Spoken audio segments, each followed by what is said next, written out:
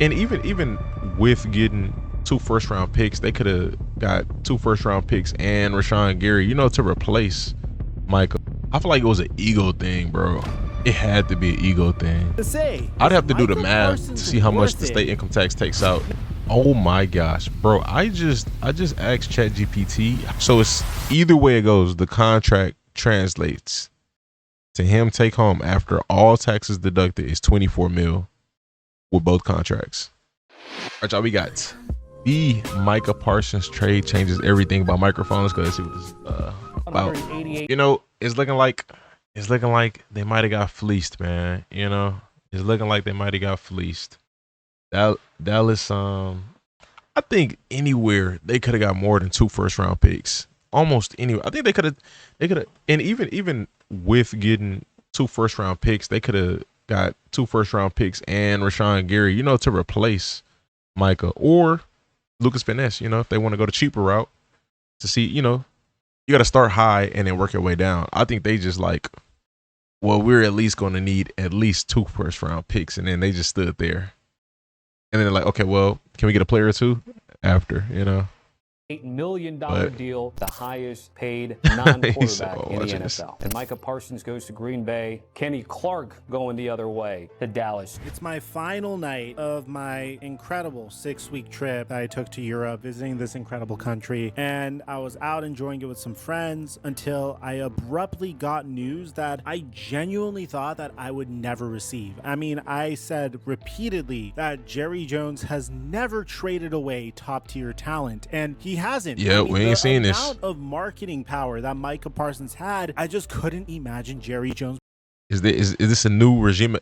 I ain't gonna lie. There's in no way does it make sense to do this right now, considering that they just added George Pickens this offseason. Like, there's no way you can kind of flip it and be like, oh yeah, this makes sense because they got an edge defender back and they don't have to pay as much, like they're saving money. Like, I mean, maybe 2 years from now, it might make sense once they select those. Not even then. Like, we're not going to see the fruits of it until 3-4 years from now. Let's say next year they pick the guy, whoever they pick in the first round. If he's a stud, all right, boom, we see it. But, like, it's not guaranteed. And then, got to see how it play out with the next one. But parting ways with him, but that's a long time from now. Like, we just made the most controversial season ain't even started yet of his entire Cowboys ownership. More controversial than firing Tom Landry after repeated losing seasons. More controversial than trading Herschel Walker. I don't think it's as controversial as firing Jimmy Johnson, but before you click away thinking this is clickbait, Micah Parsons is officially now a Green Bay Packer. This isn't a rumor. This isn't speculation. The Dallas Cowboys have traded Micah Parsons to the Green Bay Packers in exchange for 2 first-round picks and Kenny Clark. And on one hand, a part of me feels a little validated because I have been photoshopping Micah Parsons in Dallas. He did. He posted, at least not posted. Yeah, you think he posted that video maybe like a couple 30-40 minutes before the trade happened? Because I remember I reacted to it, and then literally like 30 minutes later, trade. Dallas Cowboys jerseys for my last couple of videos, but as a fan of football, I have to say I am absolutely devastated and crushed that this happened. I mean, Micah Parsons was my favorite player on the Dallas Cowboys, but I'm going to do my absolute best to stay unbiased for this video. So before I tell you why this trade just shifted the entire balance of power in the NFC, make sure you drop, like, subscribe, and turn on our notifications. I just ditched a pretty solid social situation for myself to come out here and record this video the moment I got it for you guys. It's like 2 a.m. here in Lisbon. Now that we get all that out of the way, we have a brief announcement. NFL season move are going to be felt for years. I mean, I thought this was going to be a gigantic game of chicken, and how old is Micah? Smoke screen. I thought Jerry Jones was just playing a game with Micah Parsons when he said this on Michael Irvin's podcast. I have agreed to give more money than has ever been given in terms of guaranteed money than anyone ever has as far as a defensive player. The agents told us to stick it up our ass. I want you to think about this for a second. Micah Parsons is one of only 3 players to record 12+ sacks in at least 4 of the last last 5 seasons. That's elite company. That's game record territory. And Jerry Jones just shipped him out for draft picks and a defensive tackle. We did think it was in the best interest of our organization. We've gained a Pro Bowl player in an area that we had big concern in. I really like Micah. I appreciate the 4 years that we've had him here. He's a great player. There's no question that I could have signed him in April. This was by design. I did make Micah an offer. It wasn't acceptable. There's no question I could have signed him in April. And I honor the fact that it wasn't done in the way that he wanted to do it, through an agent. But before we get into whether this was the right move or not, we need to understand how we even got here, because just weeks ago, Cowboys owner Jerry Jones maintained that the Cowboys would not trade Micah Parsons. And hell, even in my video on this a few hours ago, we had a Packers beat reporter. I feel like it was an ego thing, bro. It had to be an ego thing. Like, had to be something in that area with Jerry Jones, and maybe even the agent too, but more so for sure Jerry Jones. I think a little bit of both, maybe. Verify this. Yeah, I think right now, to my knowledge, Jerry's not even listening to trade offers. The story starts with money, because it always does in the NFL. Jerry Jones reportedly offered a 5-year deal to Micah Parsons worth $40.5 million a year, but agent David Mulligetta wasn't involved. Ooh, he got a much better contract. The parties have not negotiated since. Think about that. Jerry tried to negotiate directly with Parsons, cutting out his agent. Does Green Bay have a state income tax? So Jerry offered him $40 million a year. He got $47 million a year. 5 years, 4 years. If they got state income tax, I mean, he would have been straight probably taking a deal that the Cowboys offered and just staying, if that's what it was. But if Jerry wasn't going to give that to him right now, and he just alluded, I think we just seen that clip the other day of him alluding to franchise tagging him back to back. If he wasn't going to give him that deal right now, then, I mean, it makes sense for Micah to leave if he wants his bread right now. But if Green Bay doesn't have state income tax, then I guess it's cool. If they do, then he kind of would have been better staying in Dallas, because, I mean, now you got to pack up, you got to do all this changing, and it's only for slightly a little extra, which might come out of your taxes. You know, you might have to And the main pay that reason little he extra. did that is because, as I said in my previous video, David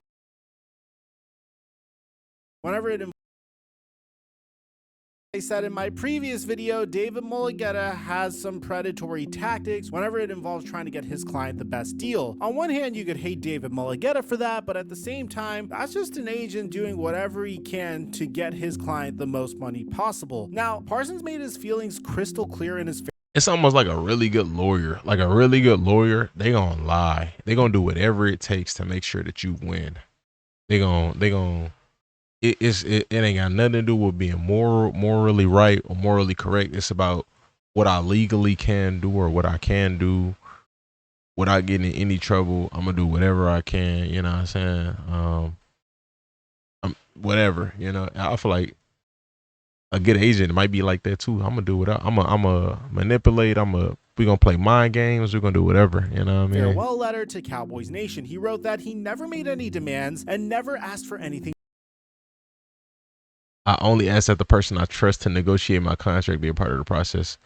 So, I mean, from what it sounds like, either his agent did all of this. Again, I think it's a little bit of both. I think maybe Micah didn't want to have any. I'm not gonna say he didn't want to have any part in the negotiation process.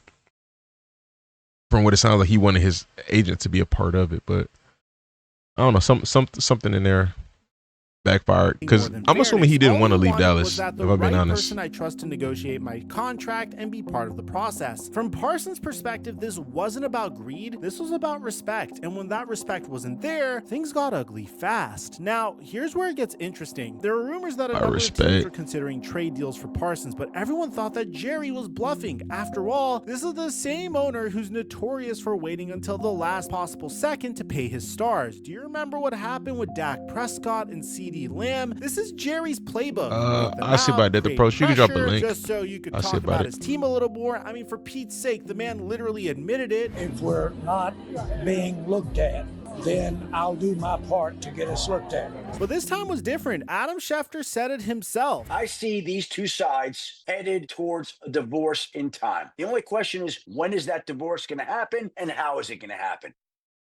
ESPN reported that a Parsons trade had become a stronger possibility in recent days than it had been at any point during this process. The floodgates were opening, and Green Bay's offer to the player would be around $45 million on yearly average, significantly more than what Dallas was offering. And then came the photo that sent Cowboys Nation into a frenzy. A viral photo showed Micah Parsons flying out of Dallas-Fort Worth Airport on Wednesday, supposedly to get a second medical opinion on his back. But now we know the truth. Those negotiations were already in their final stages. So let's break down exactly what happened here. The Cowboys are receiving 2 first-round draft picks and a 3-time Pro Bowler in Kenny Clark. Meanwhile, Parsons signed a 4-year, $188 million deal with $136 million guaranteed. That makes Let's see, how much is if he would have signed with Dallas with what Jerry Jones said, 40 mil, 5 years, that's a $200 million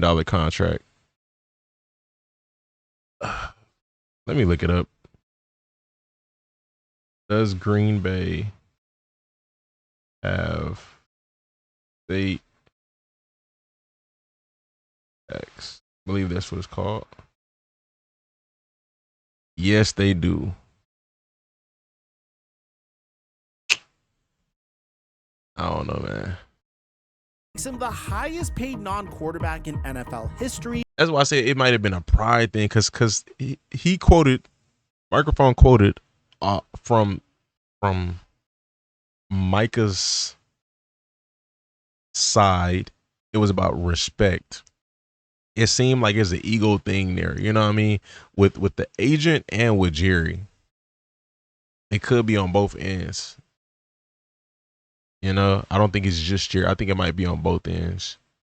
Because going to a team, yeah, you getting paid, but if you're leaving just because you feel disrespected, like, if there's been respect the whole past 4 years, but there's just one moment of disrespect now, how big was it? Was it directly to you? Was it to your agent? You know, I'm curious what the situation was, because from my perspective, I don't think Michael wanted to leave, and I don't think he should have left. I think he should have took that contract. But again, it depends on how transparent and honest Jerry Jones was being. If Jerry would have given him that contract right now, if he really had that contract ready to give to him this year, then yeah, I mean, you should stay, but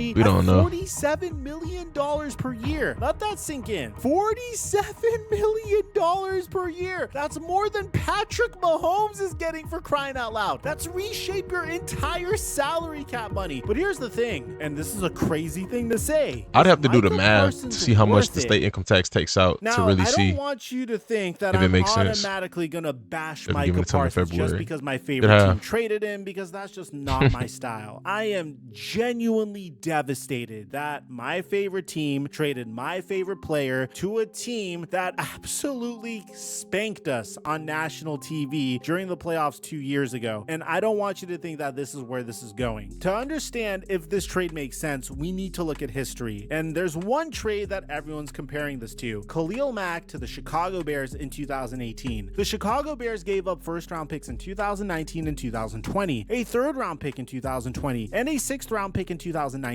to acquire Khalil Mack. Does that sound familiar? It's almost the same exact package that Green Bay just gave up for Micah Parsons, and Mack signed a 6-year, $141 million extension, becoming the highest paid defensive player in NFL history. Crazy how much these contracts is going up. In Mack's first 2 seasons with the Bears, he recorded 21 sacks, the most by any player in his first 2 seasons with the Bears. The Bears won the NFC North in 2018. They had the league's best defense. Everything looked perfect. Then what happened? Injuries started piling up. The Bears never found a quarterback. They made the playoffs twice, but never won a playoff game. The Bears took Mack from that original. One thing different here, and the most important piece, the Packers have a quarterback. That's one different thing here. Fantastic. You got that, you can go to the promised land. Deal and never really benefited to a great extent because they didn't have a quarterback who could win. Eventually, they traded Khalil Mack to the Chargers for just a second-round pick. So the question becomes, are the Packers setting themselves up for the same fate, or is this situation different?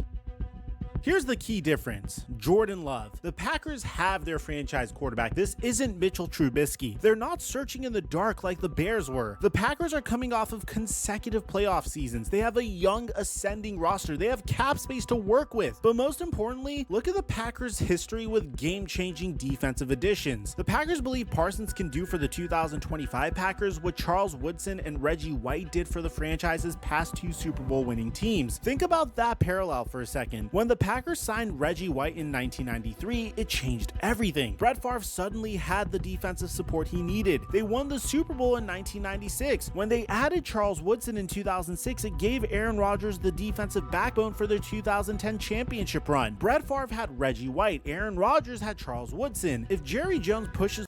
Oh my gosh, bro, I just asked ChatGPT how much would he be making in Green Bay. Bro, these players, with what gets reported is crazy versus how much they get paid. I don't know if this is 100% accurate. It says federal deduction for earning $47 million in 1 year. I don't know if the taxes are different, you know, because they play in different states or however that works.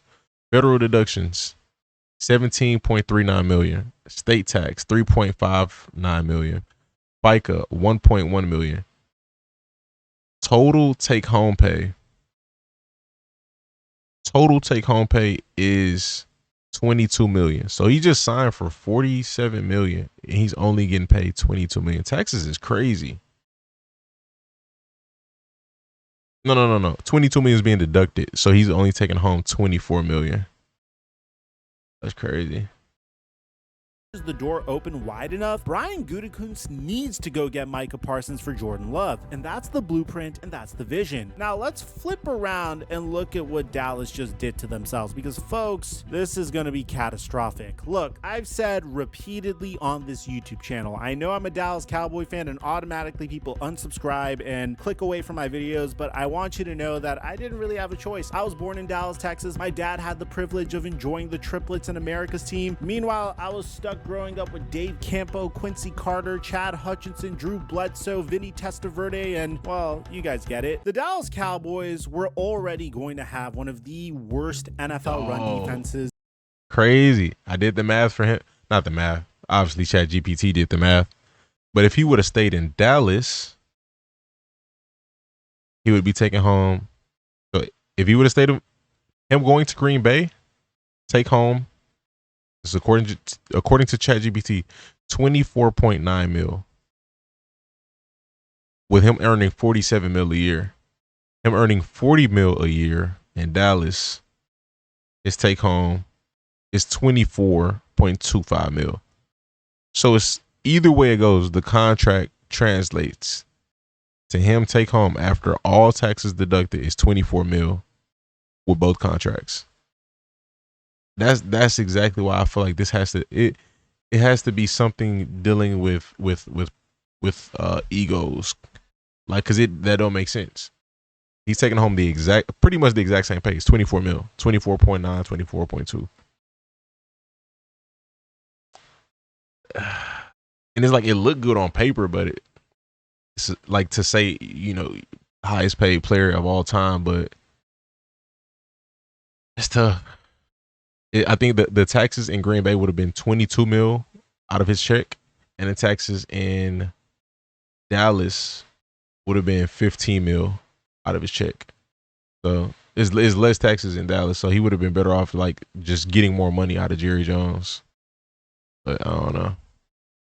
in 2025. Now they just took an all-pro edge rusher off of this unit and will suddenly be relying on Marshawn Nealand, Dante Fowler Jr., and Sam Williams. Those aren't household Hopefully names, Donovan and Izuraku those can be aren't nice. game wreckers. Remember, this is a defense that was already vulnerable with Micah Parsons. The Ravens had 148 yards on the ground in the preseason, and on the first 4 or 5 drives, they moved the ball at will, and that was with the threat of Micah Parsons potentially playing. But here's what really concerns me about the Cowboys' decision. The depth on defense does not give you a calming feeling right now. They're one injury away from having practice squad players starting in crucial games. With this unit now unable to generate pressure on opposing quarterbacks like it used to, the Cowboys secondary will be exposed even more. Think about what opposing offensive coordinators are going to do. They're going to run the ball down Dallas's throat. They're going to control the clock, keep Dak and that explosive offense on the sideline. It's going to be ugly. Now, Cowboys fans might be saying, but Mike, we got Kenny Clark. He's a 3-time Pro Bowler. And yes, Kenny Clark is a very good player. He's been the cornerstone of Green Bay's defense for years. But let me ask you this. Would you trade away a 26-year-old superstar edge rusher in his prime for a 30-year-old defensive tackle and draft picks? Kenny Clark is going to help the run defense without a doubt, but he's not generating 15 sacks a year. He's not forcing fumbles at crucial moments. He's not the guy offensive coordinators lose sleep over. Micah Parsons is that guy, and he is, without a doubt, a generational talent. But there's a reason the Cowboys did this, and it's a very difficult pill to swallow. And Cowboy fans, I hate to tell you this, but even if you had Micah Parsons on your roster, this year wasn't your year. You have the 2 defending NFC champions in your division, for crying out loud. You would not be competitive with Micah Parsons on your roster. And I ain't even gonna lie, bro.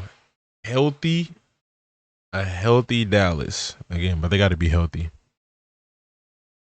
They got to be healthy, and they got to be clicking on all cylinders offensively. I think they can compete. You know, any given Sunday, man. What am I favoring them? Of course not, but I think they could compete. With yes, Micah, that's the of course. silver lining in this situation. The Cowboys just reset their entire financial timeline. By trading Parsons, they avoided paying him quarterback money. They get 2 first-round picks who will be on rookie contracts, and on top. Nah, bro, there's no cope for this. I'm not gonna lie. You could avoid paying him money, but you didn't get a replacement for that spot. To a defense that, you know, again, it's not great. I mean, if Izuraku or one of them defensive ends can play lights out this year and get them even 10 sacks, then all right, that's fine. But as of right now, it's not really nice logically at the moment.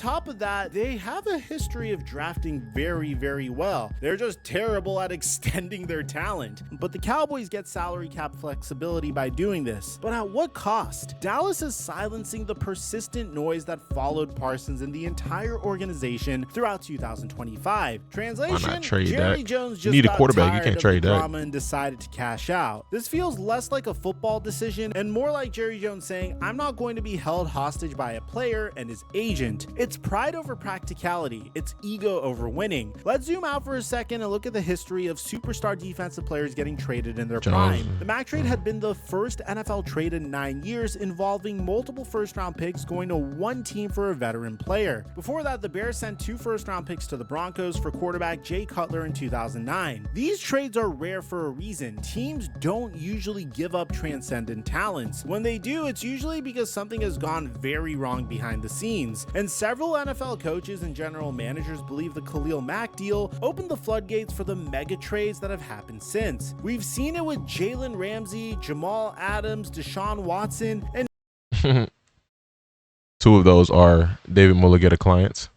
now Micah Parsons. The precedent has been set. If you're unhappy, if the money isn't right, force your way out. 6:46 a.m. this morning, I texted a few people that I work with. I said, this league is, in all capital letters, relentless. We had Terry McLaurin resign, Trey Hendrickson resign. On Tuesday, we had hundreds of cuts. And now, as I wrote in the text at 6:46 this morning, now we get Micah, and it feels to me like a trade is coming. And here we are, taping an emergency pod. The league that never sleeps didn't sleep. Micah Parsons did get traded. But I'm not going to lie to you guys, this trade just completely shuffled the NFC playoff picture. The Packers, who were already a wild card team, just added a generational defensive player. Pass rush and coverage work together. It's something Packers defensive coordinator Jeff Hafley has been saying repeatedly. Now imagine that secondary with Parsons rushing from the edge. Meanwhile, the Cowboys just got significantly worse on defense. In a division with Saquon Barkley, Jaden Daniels, Deebo Samuel, Dallas just gonna have to get blessed with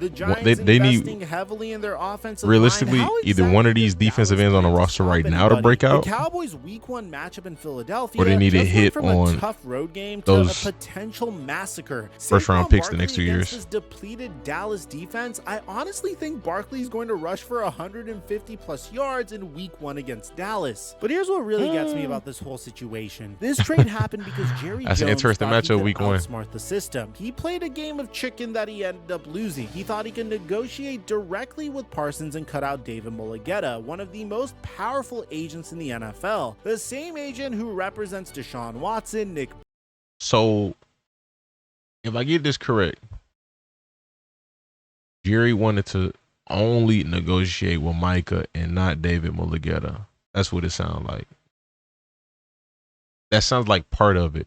Now I wonder, where did we come to the part of where, all right, now we're trading Micah? Was it Jerry just didn't want to talk to David Mulligetta and that's what Micah wanted? So Jerry was like, all right, well, we're going to trade you. Or did they have a conversation and somehow that broke down and then Micah got traded? So I'm wondering, did they even get a chance to even talk? That's what I'm wondering. Because realistically, if he would have got 47 mil a year in Dallas, that's a lot better than that 40 mil a year. Even 45. It's a lot better than that 47 mil a year in Green Bay with all them taxes. Bosa, and other superstar pass rushers. The problem with the Cowboys is Jerry Jones keeps operating like it's 1995 and not 2025. Players have more power now. Agents have influence. You can't just strong arm your way through negotiations anymore. And when you try, this is what happens. You lose a generational talent for draft picks and an aging defensive tackle. Let's talk about something that nobody is mentioning: the locker room impact. Micah Parsons wasn't just the best player on the Dallas Cowboys defense. He was the best overall player on the Dallas Cowboys. He was their emotional leader. He was the guy who set the tone. He was the energy. Who steps into that void at this point? But would y'all say Micah's a better DN than Jerry Jeudy is a better receiver? Wait, DeMarcus Lawrence is gone. Jerry Jeudy, CeeDee Lamb, my bad. Randy Gregory is long gone. This is a defense that has no identity anymore. It's a collection of role players and question marks. And in a league where confidence and swagger matter, especially on defense, that's a death sentence. I'm thinking of Jerry Jones, so that's why I say that. Parsons' goodbye letter to Cowboys Nation is heartbreaking if you're a Cowboys fan. And I honestly cannot read it, but I'll summarize it for you guys. He talks about growing up in Pennsylvania, surrounded by Eagles fans, but believing in the star. He talks about it being destiny to wear the blue and white after playing at Penn State. But the most telling line is the fact that he said, "I never wanted this chapter to end," but not. I genuinely think he did not want to leave Dallas. So that's why that kind of makes me think it was just Jerry got fed up and was just like, all right, well, we just going to trade you. David Mulligetta is trying to negotiate for more money. Jerry claimed David Mulligetta was being disrespectful. Micah's team, I don't know if it was David Mulligetta, but earlier he said in this video, somebody on Micah's team, whatever, claimed that it was about respect. So either somebody on each side got disrespectful or Jerry just got fed up and was just like, we just gonna get out of here. Micah would be top 3 right now. Micah's top 3. Okay, we got TJ Watt. We got Myles Garrett. You take Micah over Max Crosby? I don't know if I would, personally. Micah cool. I don't know. I kind of like Max a little bit more. CD top 5. You could argue CD top 5.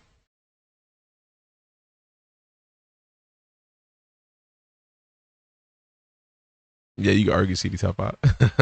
This is a long vid. I ain't got cap. Myles Garrett, Michael Parsons. They have Michael Parsons at 2, according to PFF. That's interesting. Nick Bosa.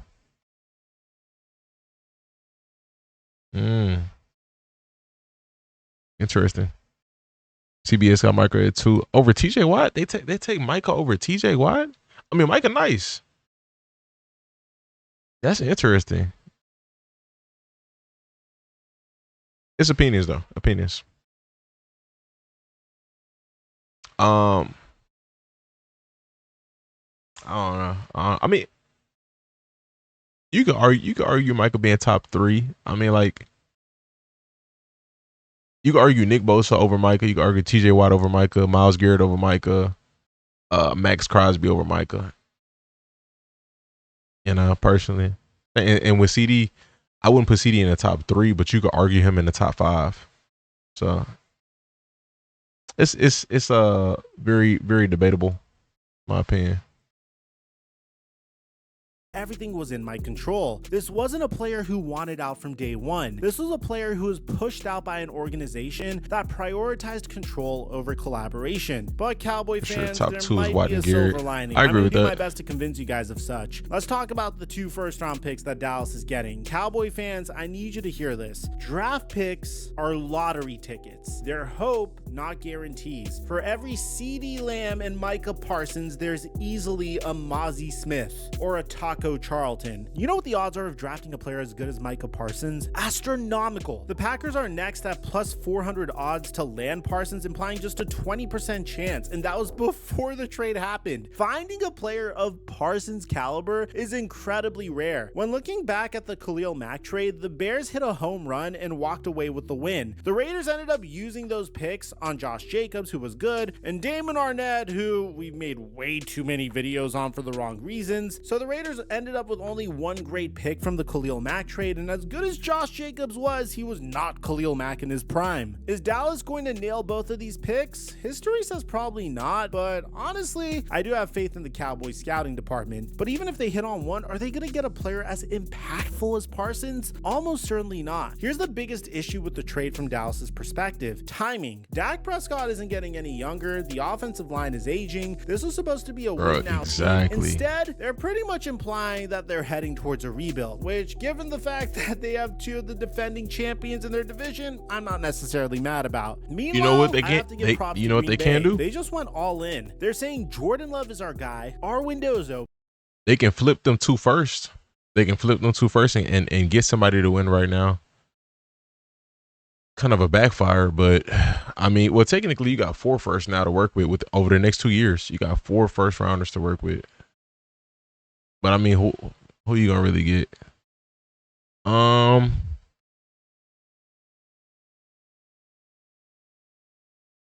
And that the $47 million per year is going to cripple them. But here's what those people don't understand. The cap is a myth when you have a creative front office. Look at the LA Rams. Look at the Philadelphia Eagles. Teams find ways to manipulate the cap when they have elite talent. You restructure deals. You convert salary to bonuses. You kick the can down the road. When you have a player like Micah Parsons, you figure it out. This trade might define Jerry Jones. So celebrate Philadelphia. I wouldn't keep it off here. Shout out the microphone, man. I do think Dallas got fleeced in the trade. I think they should have been more patient. They should have asked for more. Something went wrong in negotiations. If they got an opportunity to negotiate, something went wrong, because Micah would have been making $24 million in Green Bay after all taxes are done. Right now, he's going to be making $24 million in Green Bay a year, and with the contract that Jerry said he would have offered him, he would have been making $24 million in Dallas. So it's either somebody got disrespectful or somebody's lying. Somebody lying, Jerry lying, or I mean, the agent really ain't even came out and said anything. So it's either somebody got disrespectful and egos came into play, or Jerry is lying. He's lying about something, like because everything's not adding up. But I mean, it's not for us to know. I mean, that stuff won't come out probably until Michael's retired. So let me know your thoughts in the comment section. Appreciate y'all for watching. Subscribe. Stay tuned. Stay blessed.